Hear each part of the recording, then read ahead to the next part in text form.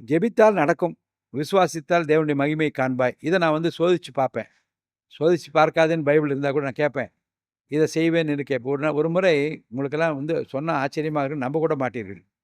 ஆனா எனக்கு மட்டும் தான் அது தெரியும். ஃபுட்பால் விளையாடிட்டு இருந்தோம் கிரவுண்ட்ல. நான் ஸ்கூல் படிக்கிறேன். திடீர்னு மழை வந்து நல்ல இன்ட்ரெஸ்டிங்கா விளையாடும்போது பசங்க "ஐய்யய்யோ! என்னப்பா இந்த மாரி நேரத்தில மழை" நான் சொன்னேன், "இருங்க நான் வந்து ஜெபிக்கிறேன். மழை நின்னுடுன்னு" சொன்னேன். கைய அப்படி உயர்த்திட்டு, "ஆண்டவரே மழை இப்ப நிக்கணும்னு." Can you believe? மழை நின்றது. ஆமென். இப்போ இது ஒரு முறை அல்ல. ஒரு 4, 5, 6 ஆண்டுகளுக்கு முன்பாக மகரிஷி வித்யாலயா பள்ளிக்கு போறேன்.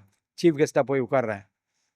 அப்போ அந்த அனௌன்ஸ் பண்றாரு, "இப்போ வானம் இருண்டு வருகிறது. ஒருவேளை மழை வந்துவிட்டால் இந்த நிகழ்ச்சி பக்கத்துல இருக்க ஹால்ல நடக்கும்னாங்க." நான் பேச எழுந்தேன். "நான் ஜெபித்திருக்கிறேன். மழை வராது. ஆனால் நான் காருக்கு போகிறபோது கார் ஏறும் முன்பாக மழை தூறல் விழும்னு சொன்னேன்." நிகழ்ச்சி நடந்தது. மழை வரவில்லை.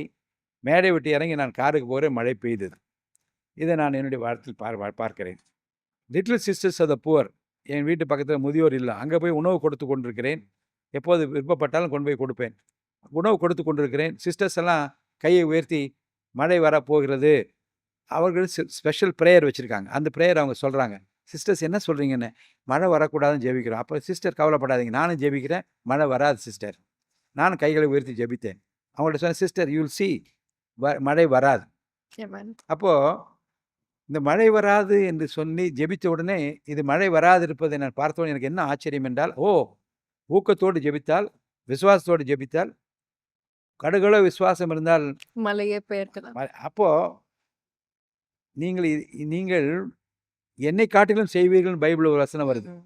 அப்போ கர்த்தர் சொல்லியிருக்காரே, இதை காட்டிலும் நீங்க அதிகமா செய்வீங்கன்னு சொன்னாரே, அப்போ அதுக்கு தகுதி உள்ளவனாக நம்மை ஆக்கிக் கொண்டால், ஏன் அவர் செய்ய மாட்டார் என்று நினைப்பேன். கண்டிப்பா. அப்படியே சின்ன சின்ன விஷயங்கள்லாம் ஜெபம் பண்ணுவேன்.